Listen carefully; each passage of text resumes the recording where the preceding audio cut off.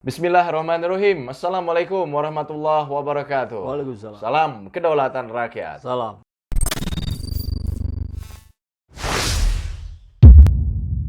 Sahabat Saiful Zaman Channel, saya membaca komentar-komentarnya ini di konten Saiful Zaman Channel. Benarkah Saiful Zaman sudah hianati rakyat? Ngeri. Waduh, ini beliau ini bener nggak sudah hianati rakyat ini? Cuma saya tanya, nggak gara-garanya konten itu kan memang membahas ya kan tentang bagaimana peluang-peluang Anies dengan AHY ya kalau tidak salah, kemudian Anies dengan Puan gitu loh kan. Memang sudah dibahas juga bahwa di dalam konten itu ya seperti air dan minyak gitu loh.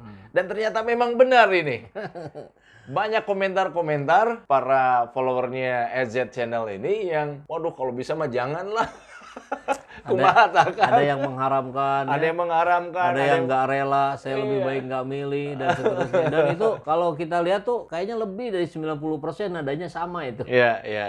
Ya, sahabat semua, ya mohon maaf saya kalau jadi bikin sedikit gerah nih buat sahabat semua. Tapi maksud saya kan kita ingin membuka sebuah wacana ya. Kalau mereka bisa melakukan cek ombak, kenapa kita tidak gitu kan? Iya. Nah sekarang kan jadi tahu nih bagaimana komentar dari sahabat semua. Dan saya sih sebetulnya ingin mengingatkan saja bahwa ketika kita berbicara manusia, maka kita tidak bisa berharap terlalu banyak. Gitu. Iya. Ya jelas, apalagi terutama buat kita umat Islam, kita harus berharapnya kepada Tuhan kita, Allah Subhanahu Wa Taala. Iya. Manusia hanya menjadi syariatnya, menjadi medianya untuk kita mengharapkan adanya kebaikan di negeri ini, menjadi negeri yang baldatun thayyibatun warabun ghafur gitu. Iya. Dan itu kita tetapkan sepakat semua, tentu dalam konteks kita sebagai komandan gitu ya, dan para sahabat SJ Channel semua, bahwa orang itu adalah Anies Baswedan gitu. Amin. Nah, kemudian kan kita juga tidak bisa menafikan bahwa Pak Anies ini belum punya perahu. Gitu. Iya.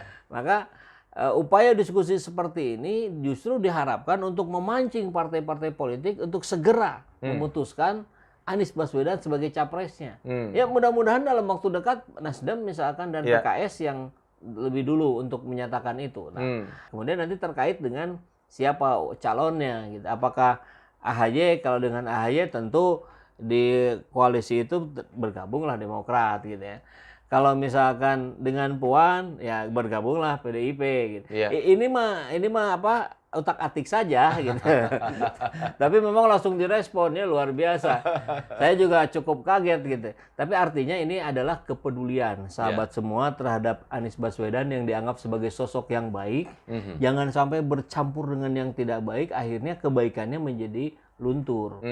Cuman saya juga ingin mengingatkan lagi-lagi tadi tentang manusia tadi. Kita ingat loh, di eranya Jokowi periode 1, salah satu tim ahlinya itu adalah Anies Baswedan. Iya.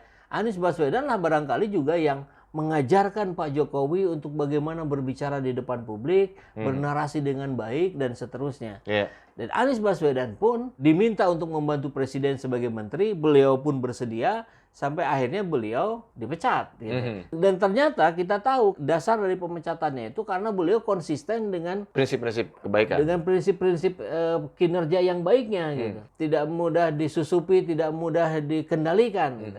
Karena beliau fokus saja pada pekerjaannya. Saya kira itulah yang membuat situasi saat itu yang mengharuskan adanya fleksibilitas dari sikap para menteri yang nggak bisa nurut, ya udah dipecat.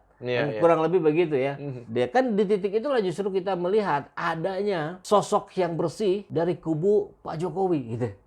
Kayak ini menarik ya. Kalau sekarang kita berbicara bagaimana kalau Anies Baswedan kemudian didukung oleh masanya Pak Jokowi, ya senang-senang aja dong. Kan suaranya menjadi lebih banyak. Iya. Tapi kalau bicara soal politik, saya mencoba untuk berada di para netizen nih Kang, subscribernya Kang Saiful Zaman gitu. Tentu saya pun kalau berada pada posisi itu, ya menyayangkan kalau Anies Baswedan bersandingan dengan yang notabene itu publik melihatnya banyak kekurangan.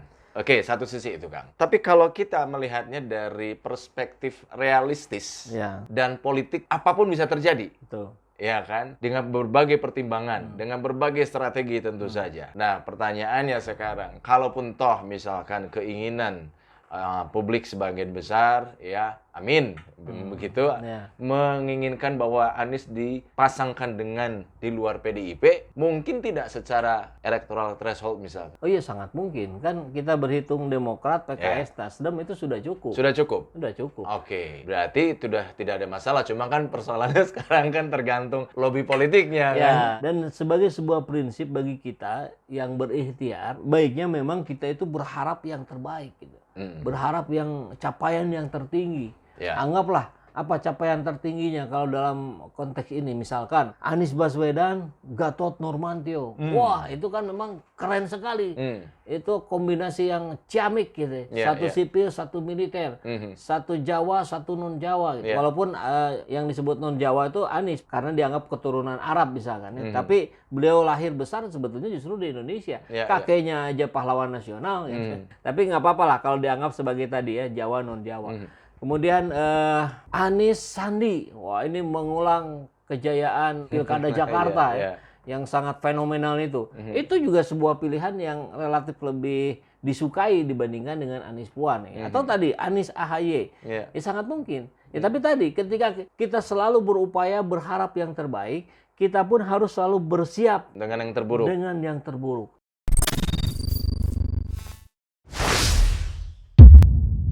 Alhamdulillah program renovasi toilet masjid sudah berjalan. Mudah-mudahan seluruh amal jariah, donasi, wakaf dari sahabat semua untuk mendapatkan ganjaran dari Allah jauh berlipat ganda. Sahabat bisa sampaikan donasinya di rekening yang ini dan mengkonfirmasikannya ke nomor yang ini. Mari kita berjuang bersama-sama.